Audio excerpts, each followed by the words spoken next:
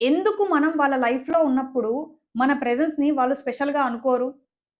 అదే మనం వాళ్ళకి ఇచ్చే ఇంపార్టెన్స్‌ని తగ్గిస్తే, మన ప్రెజెన్స్‌ని తగ్గిస్తే, అప్పుడు వాళ్ళకి అర్థమవుతుంది మనం వాళ్ళ లైఫ్‌లో ఎంత ఇంపార్టెంట్ అని. ఈరోజు వీడియోలో ఎందుకు మన విలువని కొందరు లేట్‌గా గుర్తిస్తారు? ఒకప్పుడు నెగ్లెక్ట్ చేసిన వాళ్ళు మళ్ళీ మన లైఫ్‌లోకొస్తే మనం ఎలా రెస్పాండ్ అవ్వాలి? అన్న విషయాన్ని క్లియర్‌గా అర్థం చేసుకుందాం. ఒకప్పుడు ఏ విషయం జరిగినా మీకు షేర్ చేసే మీ ఫ్రెండ్, ఏ ఇంపార్టెంట్ డెసిషన్ అయినా మిమ్మల్ని అడిగి కనుక్కొని చేసే మీ ఫ్రెండ్, ఇప్పుడు ఎంత ఇంపార్టెంట్ థింగ్స్ జరుగుతున్నా కనీసం మీకు తెలియట్లేదు. మీరు అదే ప్లేస్‌లో ఉన్నారు. కానీ మీకు ఇచ్చే ఇంపార్టెన్స్ తగ్గిపోయింది. ఇది రిలేషన్‌షిప్స్‌లో కూడా జరుగుతుంది. ఒకప్పుడు రిలేషన్‌షిప్ స్టార్టింగ్‌లో చిన్న మెసేజ్ గుడ్ మార్నింగ్ అని వస్తే చాలా స్పెషల్‌గా అనిపిస్తుంది. కానీ కొద్ది రోజులయ్యాక రోజంతా మాట్లాడినా ఆ స్పెషల్ ఫీలింగ్ అనేది రాదు. మీరు సేమ్, మీ మాటలు సేమ్. కానీ వాటికున్న ఇంపార్టెన్స్ తగ్గిపోయింది. ఇది ఫ్యామిలీలో కూడా జరుగుతుంది. మీరు అన్నీ చేసి, సపోర్ట్ చేసి, హెల్ప్ చేసినా ఫ్యామిలీ మెంబర్స్ దాన్ని గుర్తించరు. ఒక్కరోజు మీరు హెల్ప్ చేయడం, సపోర్ట్ చేయడం ఆపేస్తే అప్పుడు అందరికీ మీ విలువ అర్థమవుతుంది. మీరు చేసినన్ని రోజులు నార్మల్. మీరు చేయకపోతే ప్రాబ్లమ్. మీరెప్పుడైనా ఆలోచించారా? ఎందుకు మీ విలువను కొందరు లేట్‌గా తెలుసుకుంటున్నారు అని? సైకాలజీలో ఒక కాన్సెప్ట్ ఉంది. దాని పేరు హెడానిక్ అడాప్టేషన్. దీని ప్రకారం మన లైఫ్‌లో ఎంత మంచి విషయం జరిగినా కొద్ది రోజులకి అది నార్మల్ అయిపోతుంది. సింపుల్‌గా చెప్పాలంటే మనల్ని ఎవరైనా బాగా కేర్ చేశారనుకోండి, స్టార్టింగ్‌లో మనం చాలా స్పెషల్‌గా ఫీల్ అవుతాం. కానీ అదే కేర్ మనకి డైలీ దొరుకుతుంది అంటే మనకి రొటీన్ అయిపోతుంది ఆ ఫీలింగ్. ఇంకొక కాన్సెప్ట్ సెలెక్టివ్ అటెన్షన్. మన బ్రెయిన్‌కి అన్ని విషయాలు నోటీస్ చేసే కేపబిలిటీ ఉండదు. ఎట్ ద సేమ్ టైమ్ జరిగే అన్ని విషయాల్ని బ్రెయిన్ నోటీస్ చేయలేదు.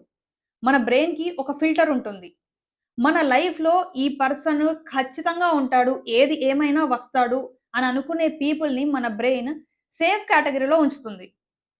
మన బ్రెయిన్‌కి ఉన్న అలవాటు ప్రకారం ఈ సేఫ్ కేటగరీలో ఉన్న పీపుల్‌కి మన బ్రెయిన్ ఇంపార్టెన్స్ ఇవ్వదు.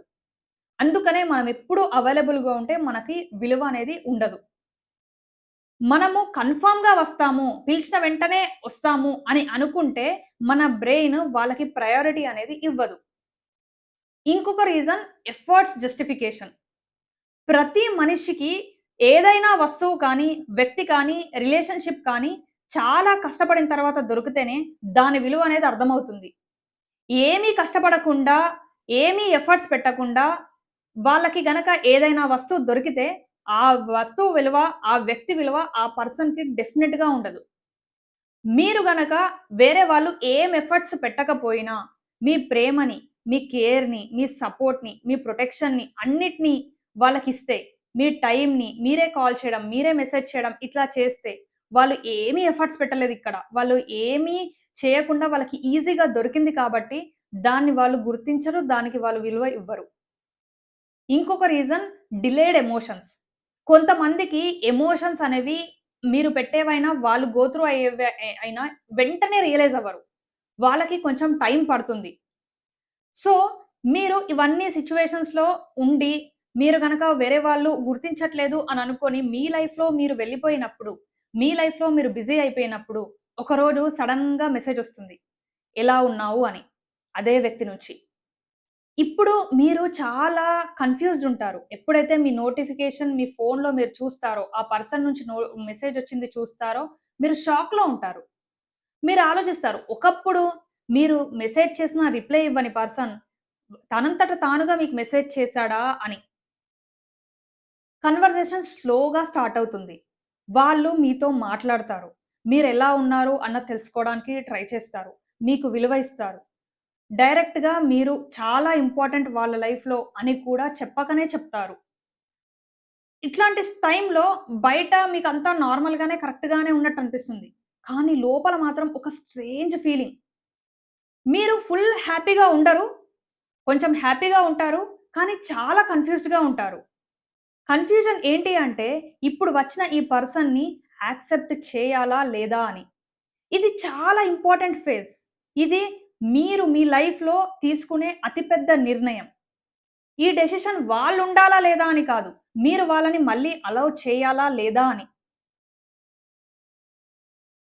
మీరు ఇప్పటికీ వాళ్ళని కావాలనుకుంటున్నారా అన్నదే అసలు క్వెషన్. వాళ్ళు మళ్ళీ తిరిగి రావడం మీ లైఫ్‌లో అన్నది కామన్. వాళ్ళు తిరిగి వచ్చినప్పుడు మీరు ముందు ఉన్నట్టే ఉండగలరా? ఇలాంటి సిట్యుయేషన్‌లో ఏం చేయాలి? ఫస్ట్ మీ ఫీలింగ్స్‌ని చెక్ చేసుకోండి. మీరు ఇంకా వాళ్ళ మీద అదే ఫీలింగ్‌తో ఉన్నారా? లేదా ఇప్పటికి మీరు హర్ట్ అయ్యి మీ లైఫ్ మీరు చూసుకుంటున్నారా? ఇది చాలా హానెస్ట్‌గా మీకు మీరు ఆన్సర్ చేసుకోవాల్సిన క్వెషన్. మీరు వాళ్ళతో మాట్లాడితే మీరు కామ్‌గా ఫీల్ అవుతారా? లేకపోతే నేను ఎక్స్‌ప్లనేషన్ ఇవ్వాలి అని ప్రెషర్ తీసుకుంటున్నారా? ఒకవేళ మీరు ఆ ఫీలింగ్స్ అన్నిటి నుంచి బయటకి వచ్చేస్తే మళ్ళీ ఆ కనెక్షన్‌ని ఫోర్స్ చేయకండి. అలా కాకుండా మీరు ఇంకా అదే ఫీలింగ్‌లో ఉంటే, వాళ్ళు కావాలి అని మీరు అనుకుంటే, మీ ఎమోషన్స్‌ని కేర్‌ఫుల్‌గా అబ్జర్వ్ చేయండి. వాళ్ళని కేర్‌ఫుల్‌గా అబ్జర్వ్ చేయండి. వాళ్ళెలా మాట్లాడుతున్నారు? వాళ్ళు మాట్లాడేటప్పుడు ఓన్లీ వాళ్ళేదో మీ అటెన్షన్ కావాలి, మీ సపోర్ట్ కావాలి అని వచ్చారా? లేదంటే వాళ్ళు జెన్యూన్‌గా ఎఫర్ట్స్ పెడుతున్నారా? మాటల్లోనే కాదు, వాళ్ళ చేతల్లో కూడా ఎఫర్ట్స్ కనిపిస్తున్నాయా? వాళ్ళు మీ మాటకి రెస్పెక్ట్ ఇస్తున్నారా? వాళ్ళు నిజంగా మీ విలువను తెలుసుకొని వచ్చారా? అన్నది నోటీస్ చేయండి. మీ హార్ట్‌కి మీరొక ప్రూఫ్ ఇవ్వండి. వాళ్ళు నిజంగా మీ విలువ తెలుసుకొని వచ్చారు అని మీకు అనిపిస్తే మీ హార్ట్‌కి ఒక ప్రూఫ్ అనేది చూపించండి. అట్లా చూపించిన తర్వాత కూడా వెంటనే మీరు ముందెలా మాట్లాడేవాళ్ళో, మీరు ముందెలా అటెన్షన్ ఇచ్చేవాళ్ళో అలా ఇచ్చేయకండి. కొంచెం టైం తీసుకోండి. టైం తీసుకొని మీరు మెల్లిగా నార్మల్‌గా మాట్లాడడానికి ట్రై చేయండి. మీరు మళ్ళీ ముందు చేసినట్టే చేస్తే మళ్ళీ మీరు హర్ట్ అయ్యే ఛాన్స్ ఉంది. మళ్ళీ వాళ్ళు మిమ్మల్ని లైట్ తీసుకునే ఛాన్స్ ఉంది.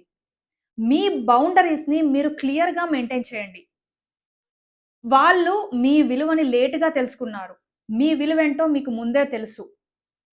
వాళ్ళు లేట్‌గా రియలైజ్ అయిన దానికి మళ్ళీ మీరు ఇమ్మీడియేట్‌గా ముందులాగానే అయిపోవడం అంటే, మీరు ముందు ఫేస్ చేసిన ఫీలింగ్స్, మీరు పడ్డ బాధ అంటే మీకు లెక్కలేనితనమే. ఇప్పుడు వాళ్ళు వచ్చారు అన్నది మళ్ళీ మీ లైఫ్‌లోకి ఇంపార్టెంట్ కాదు. మీరు మళ్ళీ ఎలా ట్రీట్ చేయాలి మిమ్మల్ని చెప్తున్నారు.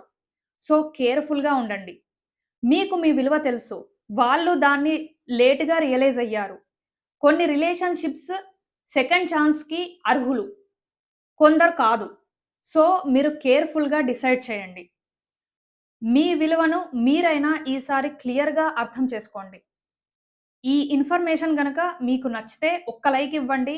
హైప్ పాయింట్స్ ఇవ్వండి. లైక్ ఇచ్చిన తర్వాత సో థట్ కొత్త వాళ్ళకి ఎవరికైతే హెల్ప్ కావాలో వాళ్ళకి ఈ వీడియో రీచ్ అవుతుంది. మీ ఒపీనియన్ ఏంటి ఈ వీడియో మీద అన్నది డెఫినిట్‌గా కామెంట్ సెక్షన్‌లో షేర్ చేయండి.